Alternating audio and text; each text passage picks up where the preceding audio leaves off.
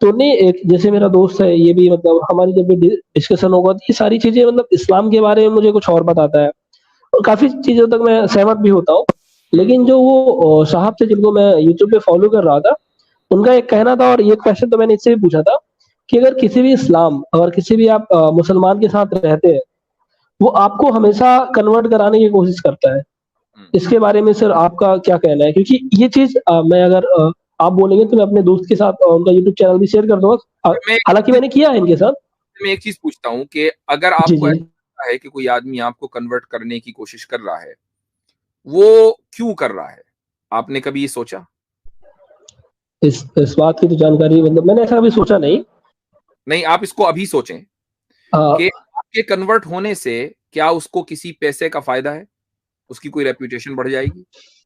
क्या बिल्कुल फ़ायदा? नहीं। क्या आप सर उसका फ़ायदा हाँ, हाँ। नाम जी। कर या विरासत में उसका नाम लिख देंगे, वसीयत कर जाएँगे, ऐसा कुछ है? नहीं, नहीं। नहीं, बिल्कुल, बिल्कुल भी नहीं। का दुनियावी फ़ायदा नहीं है, ठीक है? अगर वो आपको कन्वर्ट कराने की कोशिश कर रहा है, तो उसके पीछे सिर्फ़ उसका एक फ़ायदा है। वो फ़ायदा ये है कि वो आपको अपने साथ जन्नत में देखना चाहता है। यानी वो आपकी लाइफ़ इस दुनिया में और इस दुनिया के बाद की जो ज़िंदगी है, दोनों जहानों में आपकी ज़िंदगी को बेहतर बनाना चाहता है। तो मुझे एक बात बताएँ कि अगर मैं आपकी ज़िंदगी को बेहतर बनाना चाहूँ, तो क्या मुझे गलत समझा जाएगा? क्या ये चीज़ एक नेगेटिव है? नहीं, नहीं सर, ये बिल्कुल भी गलत नहीं है बट ऐसा तो मतलब सर मतलब मुझे तो नहीं पता क्योंकि मैंने ना तो ग्रंथ पढ़ा हो, ना तो कुरान पढ़ा हो। ख़ैर मैंने अभी मैं अरेंज करूँगा और मैं पढ़ूँगा इसे।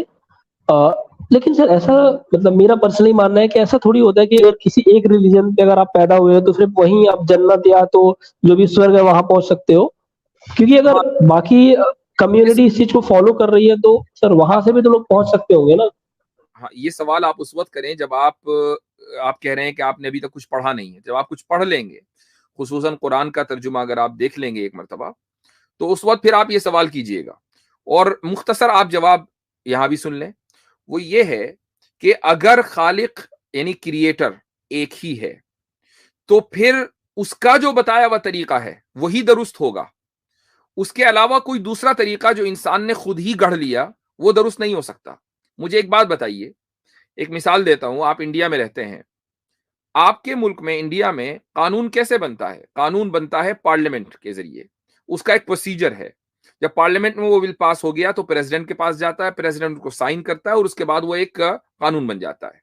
अब मसलन आपके ज़िले के लोग या आपके शहर का चेयरमैन या मेयर ये कहे कि नहीं जी मैं खुद बैठकर ये बना दूँगा अपने इलाके का कानून या अपने सूबे का कानून या अपने मुल्क का कानून। खुद लोग एक्सेप्ट ये तय कर लें कि भाई हम सोशल मीडिया पर ये तय कर लेते हैं कि हमारे मुल्क का कानून ये होना चाहिए, इसको पार्लियामेंट में जाने की ज़रूरत नहीं है। और समझ लें कि सोशल मीडिया के किसी फेसबुक पेज पर मुल्क की अक्सरियत वोट दे दे, ठीक है? सोशल मीडिया के ऊपर, तो क्या वो कानून बन जाएगा? नहीं, चूँकि वो मुल्क का जो नहीं। प्रोसीजर है, उसके खिलाफ है, आपने उस प्रोसीजर को फॉलो नहीं किया। कानून बनाने की ज़िम्मेदारी पार्लियामेंट की है, उसको साइन करने की ज़िम्मेदारी प्रेज़िडेंट की है। इस ज़िम्मेदारी में कोई दूसरा आदमी दखल-अंदाज़ नहीं दे सकता, चाहे पूरी दुनिया सामने खड़ी क्यों ना हो जाए, ठीक है?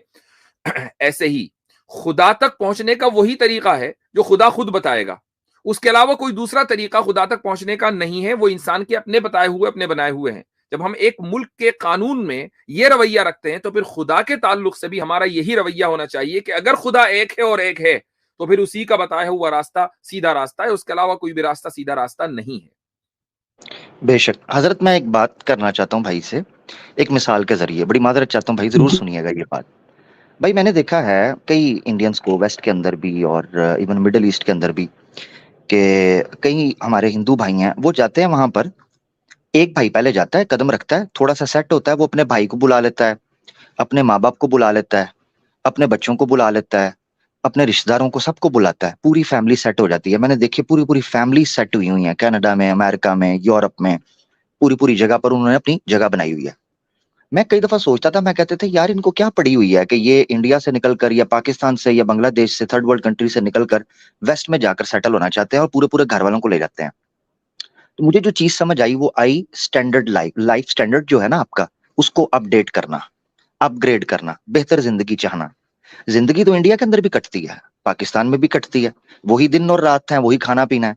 इंसान बेहतर जिंदगी जीना चाहता है, इसीलिए वो ऐसी कंट्री में जाता है जहां पर उसका सेफ्टी, सिक्योरिटी और स्टेबिलिटी हो, फाइनेंशियली भी और फ्यूचर के अंदर भी, मेडिकली भी। अच्छा, जो भी मुसलमान हैं वो ये चीज चाहते हैं, जो आपको लगता है ना कि मुसलमान स्वार्थी नहीं है, सेल्फिश नहीं है। मुसलमान क्या करता है, वो ये चीज चाहता है और उसको सिखाया है इस्लाम में। अच्छा, कोई कह सकता है जी इस्लाम में ये सिखाया, नहीं, वेदास में भी है। यजुर्वेद में, जिसको आर्य अभिवनय में स्वामी दयानंद सरस्वती ने भी कोट किया है, यजुर्वेद के अंदर पूरा एक मंत्र है, प्रार्थना की जाती है ईश्वर से कि ऐ ईश्वर, आर्याव्रत के अंदर सारों को वैदिक धर्म प्राप्त करने की क्षमता दे, वो वैदिक धर्म एक्सेप्ट कर लें, या फिर उनका नाश कर दे, या उनको हमारे वश में कर दे। ये 3 प्रार्थनाएं की गई हैं यजुर्वेद के अंदर। नंबर 1, आर्याव्रत के जितने वासी हैं सबको वैदिक बना, वैदिक धर्म में यानी सनातनी, या फिर उनको नाश कर दे यानी उनको खत्म कर, यहां से उठा ले, या फिर उनको हमारे वश में कर दे। वश 2 तरह से होते हैं, या उनको माइनॉरिटी में कर दे ताकि हमारा जोर चले, या उनको हमारा स्लेव बना दे। दूसरे लफ्जों में ये यजुर्वेद में लिखा हुआ है। साफ तौर पर पता चलता है कि वेद के अंदर भी ये कहा गया है कि जो सत्य है उसके ऊपर सबको लाओ, तो उसमें मसला कोई भी नहीं है। मुसलमान की तड़प ये है, हिंदुओं ने अपनी चीज को छोड़ दिया।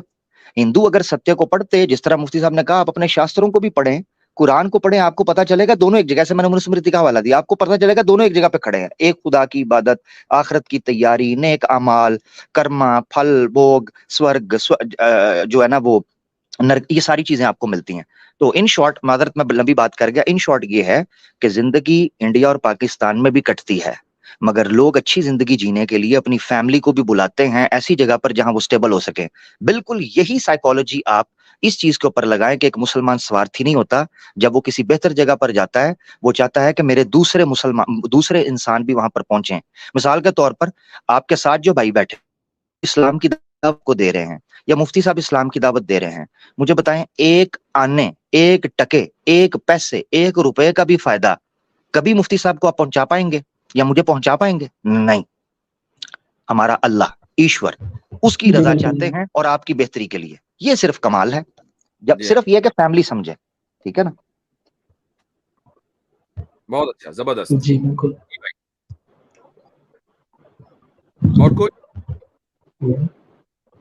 जी जैसा सर आपने बताया कि मुझे थोड़ा सा किताबों पे ज्यादा फोकस करना चाहिए, मैं अभी रीड करूंगा, और आप भी जब कभी भी आपका नेक्स्ट सेशन होगा, I'll definitely try to ask the question maybe with the help of books, क्योंकि सर ऐसे कुछ भी बोल देना और कुछ भी फालतू में कर देना कोई मतलब नहीं निकलता, राइट सर?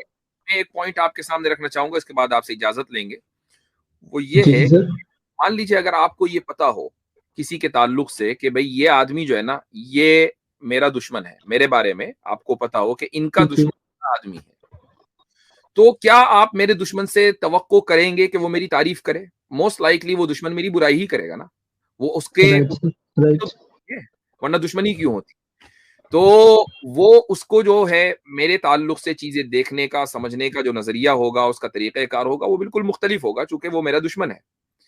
आपको अगर मेरे बारे में समझना है तो आप न्यूट्रल लोगों से, अपने दोस्तों से समझेंगे कि भाई ये आदमी कैसा है। ठीक है? इस्लाम के दुश्मनों से इस्लाम को समझना ऐसा ही है जैसा कि आप अपने किसी बंदे के बारे में उसके दुश्मन से समझें कि आपकी इसके बारे में क्या राय है, तो राय नेगेटिव ही आनी है, क्योंकि दुश्मनी है। तो अब जो इस्लाम के दुश्मन हैं, ये वो लोग हैं कि जिनका चैनल आप 10-15 दिन से देख रहे थे, ठीक है, और वो आपको बता रहे थे कि नहीं, कोई भी मुसलमान आपको चाहेगा कन्वर्ट कर ले किसी तरह, क्योंकि उसका मकसद ये है कि पॉपुलेशन जो है इंडिया की वो बदल जाए, जो डेमोग्राफी है वो बदल जाए, मुसलमानों की तादाद बढ़ जाए। अगर हमें ये करना होता ना मुसलमानों को, तो उनके पास 800 साल का वक्त था भाई। तो 800 साल में वो बहुत आसानी के साथ डेमोग्राफी पूरी बदल सकते थे, लेकिन वो आज भी वैसी ही है। तो जरा मुझे अपने दिल से पूछिए कि जिस वक्त हुकूमत में आप बैठे हों, हुकूमत में प्रो हिंदुत्व गवर्नमेंट बैठी हो, और सिर्फ एक सूबे में नहीं बल्कि हर सूबे में, तकरीबन बहुत से सूबों में, और फिर मरकज में यानी फेडरल गवर्नमेंट प्रो हिंदुत्व हो, उस वक्त मुसलमान डेमोग्राफी चेंज करने की पोजीशन में है? क्या ये बात समझ में आती है? अगर कोई आदमी आपको कन्वर्ट करना चाहता है तो वो इसलिए चाहता है कि वो आपकी भलाई चाहता है, उसकी उसमें कोई भलाई नहीं है। तो ये जहन में रखिएगा, ठीक है? जी सर। चलें, शुक्रिया बहुत बहुत। Thank you.